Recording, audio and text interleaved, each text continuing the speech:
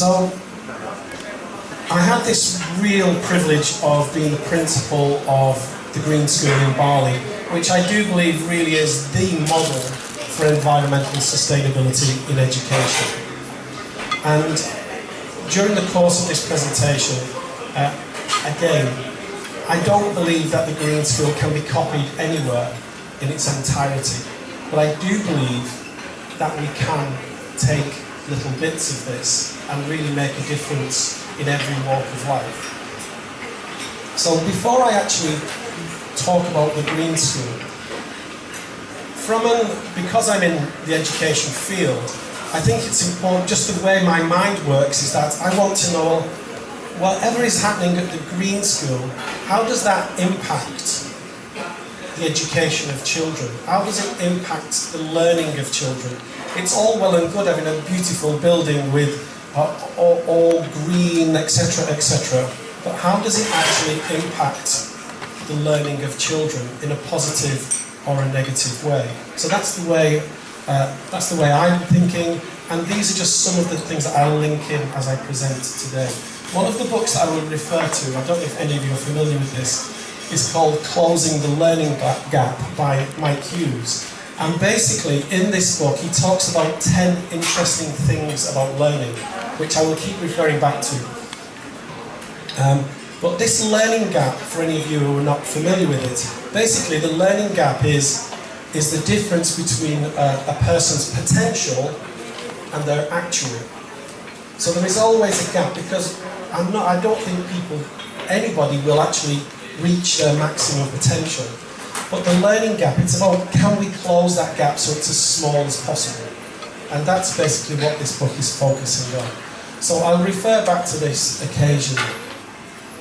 So I have a few questions only for you through the night. I promise the rest of the time I'll do the talking.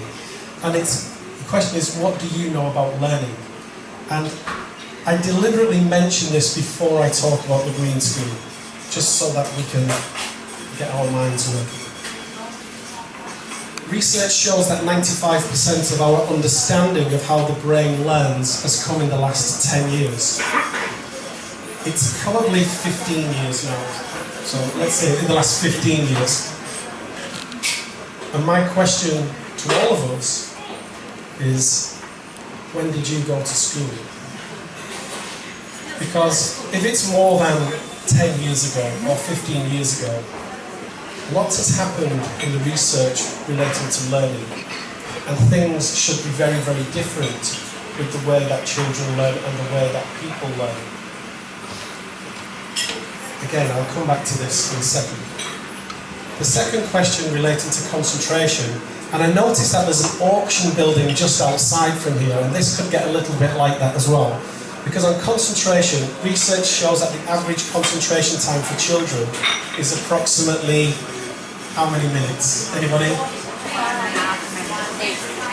4, 15, 20,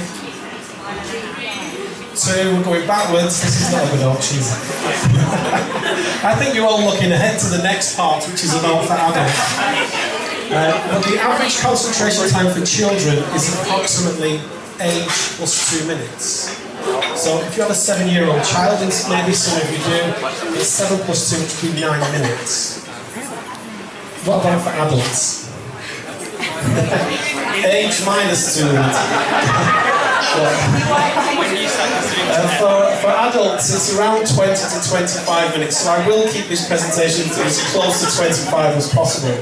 But the reason I mention both of those two things, which is this slide and this slide, is because from my experience of working in international schools, I often have the case of parents saying to me, "But Mr. Dalton, that's not how I used to do it when I was at school." And I'm sure you may have experienced something similar. And my answer is good, because we shouldn't still be doing things the same as what did when you went to school. Because we're living in a completely different world now, and education must adapt, and the way that we teach and the way that we learn is changing as well. So that's why I wanted to mention these 2 points to you, because, again, we need to all be thinking slightly differently about the way that people learn also. I don't know if any of you are familiar with a gentleman by the name of Mark Prensky. He's really quite famous in IT. And he refers to our children as being digital natives. And we, as adults, are digital immigrants. And that makes perfect sense to me.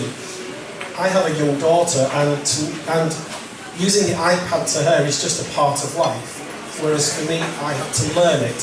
And for children, it's exactly the same. They were born into IT. Now, depending on your age, maybe you were born into IT too, but some of the older people in here will not have been. So we are learning about IT as we go along. And I believe it's very, very similar when it comes to the environment and when it comes to green issues too. Because our children are born into a society where we are trying to promote environmental awareness and green issues. And I believe that our children are environmental natives and that we, as adults, are environmental immigrants. And I think there's a real similarity there. And the reason I mention this as well is because I think as older people, certainly for me in the school, we cannot be afraid to accept that young children, they know more than us on these issues. And we have to open our minds to that, and we have to be very prepared for maybe someone younger than you in your office, knowing more than you, even though you may be their senior. It's the same in schools. It's embracing that. Don't be afraid of that. It's perfectly acceptable. It's good. It's good that we don't know as much as somebody younger than us as well. So, I think it's very much about this. If we educate the children, they will go home and educate their parents. It doesn't have to be their parents. It could be you could go to your office tomorrow and you could educate somebody on something small also. So, the three things I would like to speak to you about this evening relating to the Green School are basically this model for environmental sustainability in education. And then I'd like to share with you a very short video that two students from the Green School created, and then look at suggestions or ideas that we can all do in our general day-to-day lives as well. And then hopefully you won't have too many questions for me. This is how every day starts if you're a student at Green School. If you're a teacher at Green School. Actually, I shouldn't say that because I was led to believe that a few months ago that lightning struck this bridge and it may have...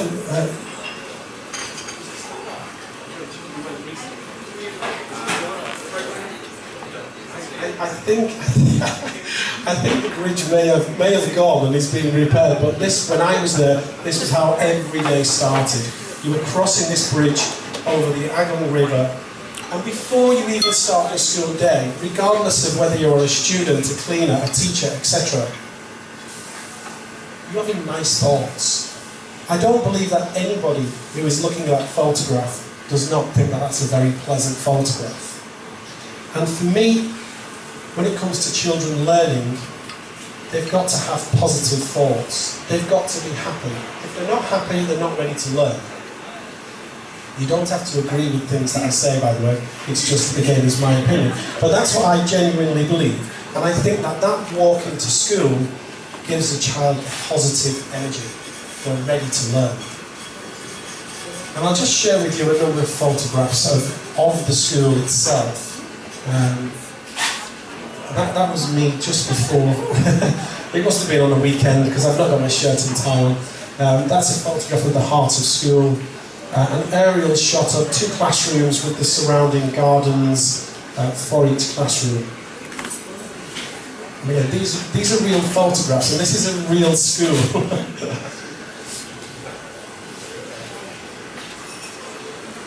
Classrooms without walls. There are no walls whatsoever within Green School. There is no air conditioning whatsoever within Green School.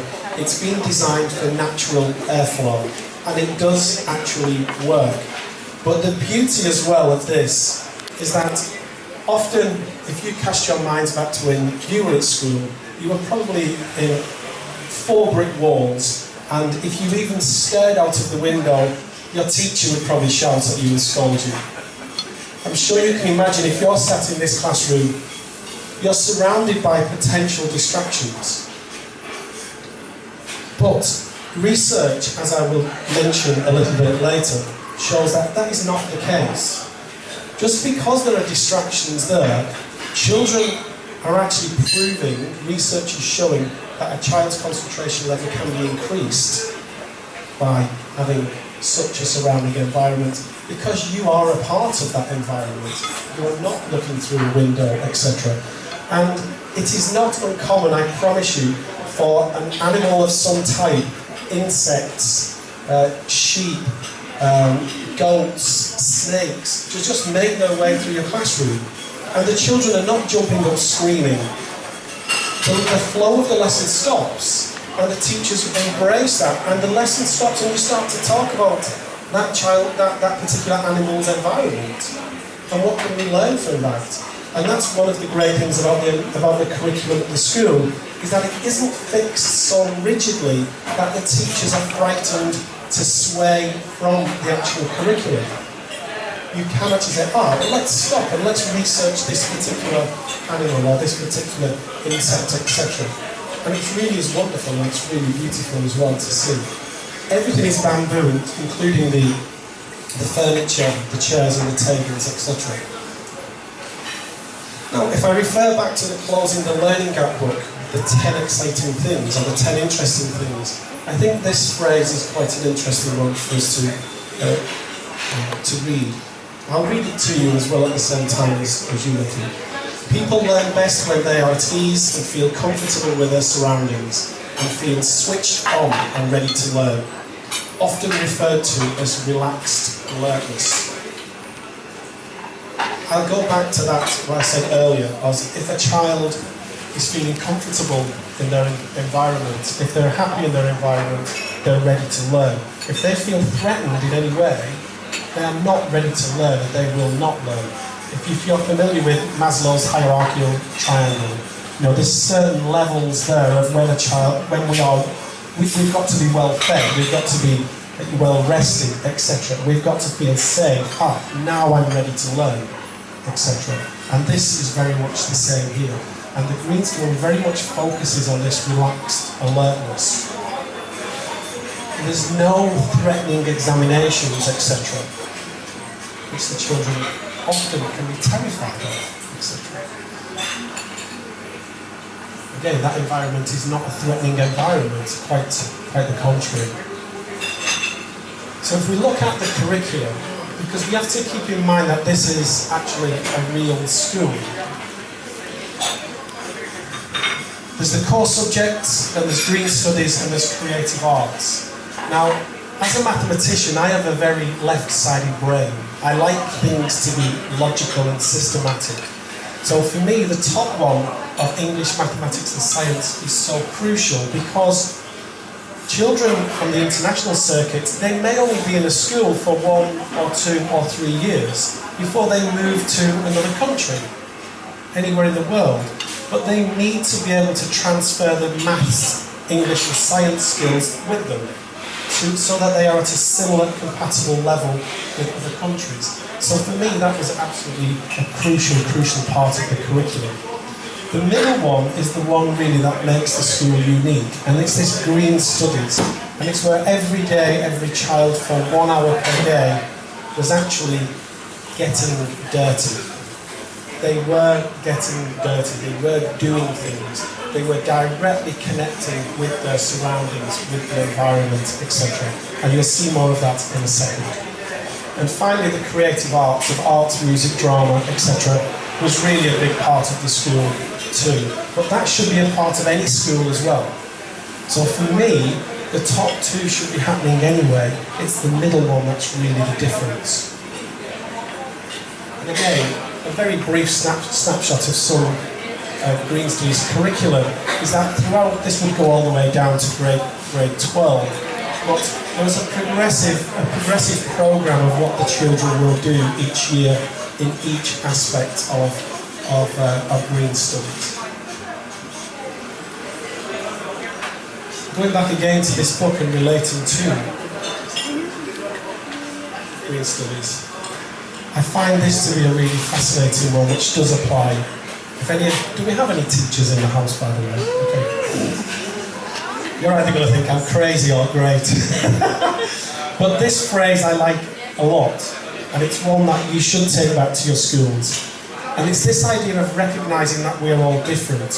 Nobody is better than anybody else, nobody is worse, we're just different. And we have different talents. And it's this, if I can't learn the way you teach, can you teach the way I learn? Because what teachers have a terrible tendency to do is to teach children the way that they learn. And that is not everybody. So, this very, very much was something that was emphasised massively at the Green School, and again, can be taken away as well. And again, I'm just sharing with you a few different photographs of the types of things that were happening. These are not staged photographs, by the way, I promise you. And again, going back to the book and relating it to the school itself, when children can't see the point of learning when they don't want to learn, they almost certainly won't. Now, I don't believe that this just relates to children. I think it relates to everybody in this room. If you're going to work every day and you're not enjoying going to work every day, you're probably not very productive. Or you're not as productive as what you should be, or what you could be. And that's where, if you're not, you need to really reflect on that and say, why is that the case? Why are you not enjoying going to work every day? And try and do something about this.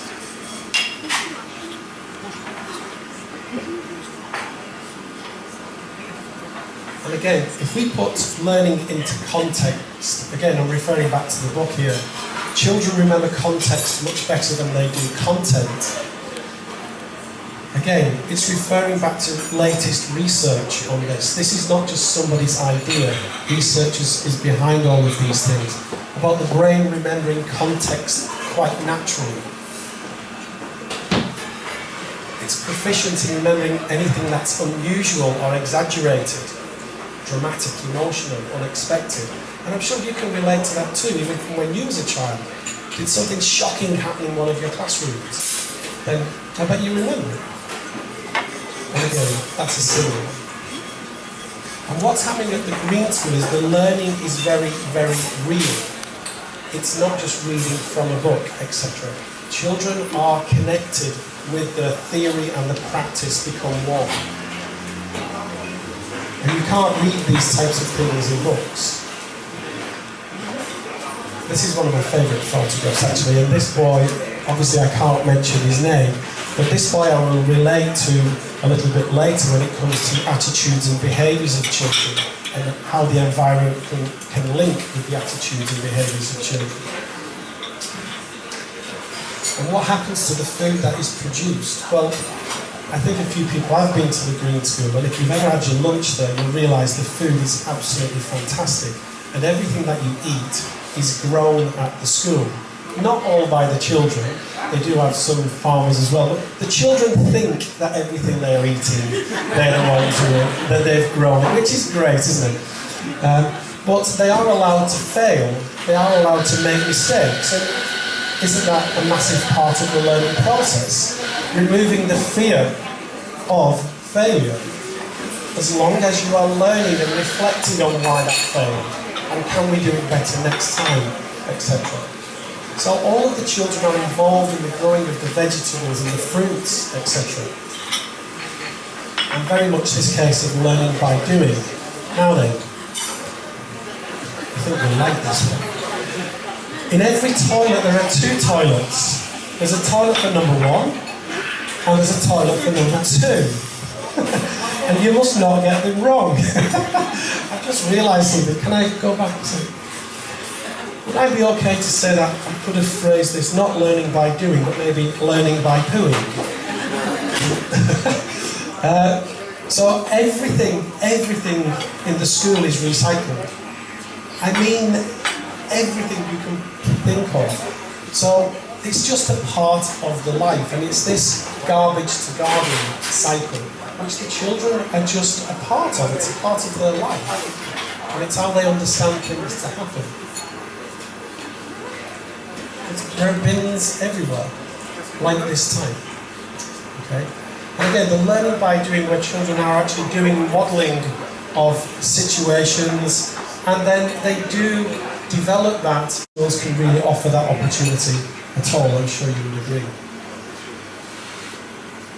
Making this learning experience as dramatic, emotional and unexpected as possible, well, again, this is where the Green School does have that opportunity to do this, and a lot of schools don't.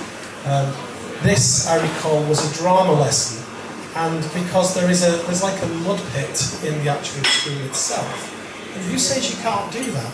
Why not? Why do you have to learn in your standard classroom? Which brings me on to the next part of the school attracts visitors. People just want to see the school. But real experts in various fields want to see the school as well. And I've put down here, for example, in chocolate making, art, music, etc. And these are cocoa pods from which chocolate is made. And children actually experience the cycle of making chocolate, how it was originally made. And this guy, the follically challenged gentleman at the top there, it's not me, without my glasses on, he's the chocolate maker. There's no bonus points for getting his name. Anybody? Chocolate?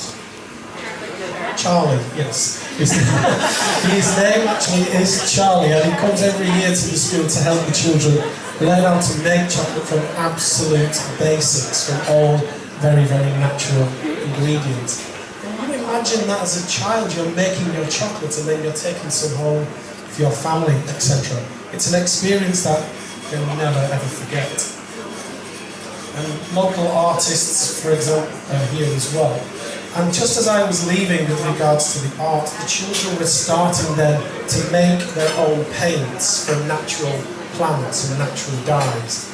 And they were making their own paper, then painting on that paper with the paints that they've just made. And it was this beautiful cycle of they've done everything from scratch to taking something home. And again, the musical instruments here, the marimba, they're not made of bamboo, but they are actually made in the school. Where'd you get to climb a coconut tree as a part of your curriculum? Not in many places, I don't think. And again, it's this idea that we don't have to learn in the classroom. I certainly encourage this in the school I'm at now, that to the teachers, well, not in the current weather conditions, but other than the current weather conditions, wherever possible, get your child out of your classroom. That change of environment might just spark some extra interest in what they're learning, etc. And I'm going to talk briefly about the impact that the environment can have on a child's attitude and behaviour, and I've got real examples of that. Now, I don't know if any of you are familiar with this book. I wouldn't be surprised if many of you have read the book Last Child in the Woods. If you haven't, you really should. It's absolutely fantastic read. It's not a novel. And one aspect here which I've circled is saving our children from nature deficit disorder. Now, this isn't a scientific term yet. Apparently it's on its way to making its way as one. But Richard Liv, who's the author, summarises the book as this: the child in nature is an endangered species, and the health of children and the health of the earth are inseparable. And how true is that? Our children are the future, and if we don't educate them on what's right and what's wrong, really, we've got a gloomy future ahead, even though we may not be around. I keep saying that. I think I'm probably the oldest in the room. But again, in there, going back to the behaviours and attitude, studies suggest that nature may be useful as a therapy for ADHD, which is attention deficit hyperactivity disorder. And again, this is not just his thoughts. There has been a lot of research behind this, and more research is taking place with this as well. And some frightening statistics I've just used some quotes from the book, but we could talk about this all night, I'm sure, especially those who are involved in schools, is that just between the years 2000 and 2003, spending on medication for children with ADHD increased by 369%. And the most common, I think, is Ritalin. It's the most common medication used. And it's almost got to this point where when a child is misbehaving, it's almost, should we put them on medication? Instead of really looking at what is the deeper underlying problem here. And 90% of the children on medication for ADHD are boys. Now, when I was at the Green School, I was partway through my dissertation, my Master's in Education dissertation, and I was looking at the performance of boys relating to girls. And in my previous schools, I had lots and lots of data that showed that, actually, not just my data, world data is showing that girls are outperforming boys in almost every subject across the world. There are a few areas where that's not the case. So when I was at the Green School, I was really interested to find whether that was still the case when children were learning in a different environment. And I worked with a university in the States who were working for an initiative called the Power of Place Initiative. And they really were focusing on the influence of place, space and environment on teaching and learning. And the outcomes and the results really are quite amazing. And from personal experience, we were accepting boys into the Green School, and if you read their school reports from their previous schools, I know that the majority of schools would not touch that child, would not even consider letting them walk through the door, because their behaviour was so poor. And maybe some of you have experienced that as well.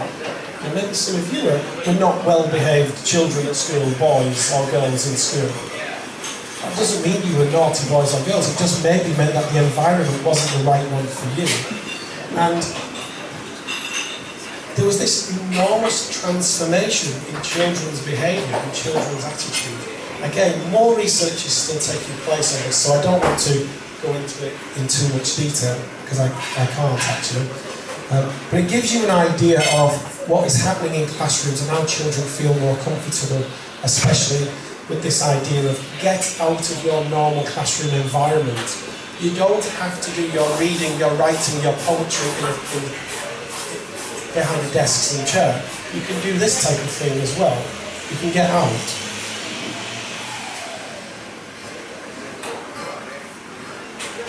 And a very quote which sticks with me from the book as well is this idea that reading about something really isn't enough. Children need to touch, they need to feel, they need to connect. And it's not half so important to know as to feel when introducing a young child to the natural world. Research as well is showing that a child seeing green, actually seeing the colour green, can have a calming effect on that child. It can have a very influential impact on their learning as well. And for those of you who are in schools, you can ask yourselves, how much green does a child at your school see every day? I can say that at my current school, I've gone basically from one extreme to the other. I've gone from the greenest school in the world to a school that really doesn't have that much green in there at all. We do as much as we can, but not comparable with this. And these are examples of what children were doing every day on nature walks, being involved with the architects and the buildings. But one of the most beautiful things and wonderful things about the Green School is the scholarship program. And they have for every, it's not cheap by the way, it's not a cheap school to send your child to, but for every 8 children who pay, they give 2 free places to a local child. And that has continued as the school has continued to grow. And I think we've all got to admire that type of policy within a school, where we're making sure that, and the contribution that local children make to a school like that cannot be underestimated. They've got local knowledge that the international children will never have. So they are really benefiting and helping each other's learning massively. I'm not sure what the status of this is at the moment at the school, but just behind where the arrow is, behind the bridge, there is this vortex where it was a generator that generated enough electricity for the school and to supply the local village as well. Now, it wasn't finished when I left, and I'm not sure exactly where the status is. I'm sure it probably is working by now. There were solar panels throughout the school which were powering the fans in the classrooms. And one of the great things as well is that every child every year experienced the cycle of rice. And I'm talking there from start to finish, from planting the rice to it being on the table. And even though it wasn't true, the children really felt that, today we're eating grade 4 rice. Now, we weren't. We were probably eating the rice that the farmers had grown, but the children felt fantastic because they really felt that now I am helping to feed the school. But this whole start to finish loop is was just amazing to see. I've got another question for you. I can't remember what it is either. This brings me on to this part where I'll show you a video clip of what two children created. Well, the question is, what would the world look like if our parents had gone to a school like this? And basically, what I did in the school was I asked children I wanted them to create a 3-minute video that would help tell the world about their school, about Green School. And the video I'm about to show you was made by 2 Year 9 students. One of them was a scholarship student, and one of them was an international student. And I judged this to be the winning video. So I hope this all works well.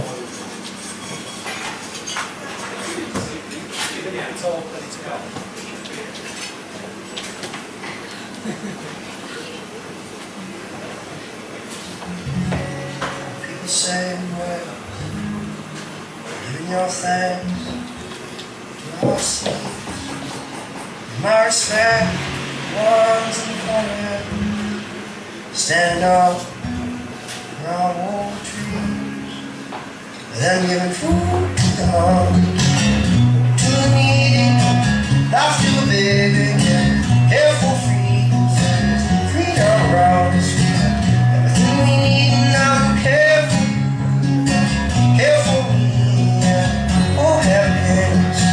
Some of them get through, but there's better people good to do.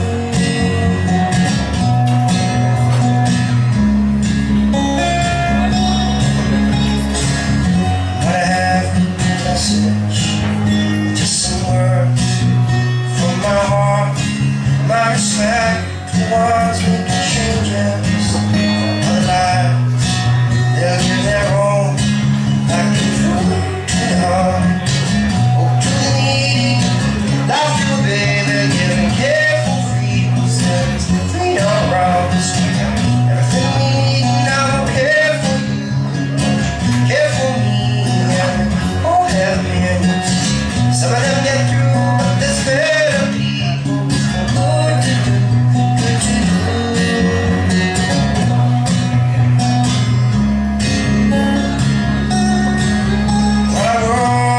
Turning round and round, the nature keeps spreading its disease, and I'll share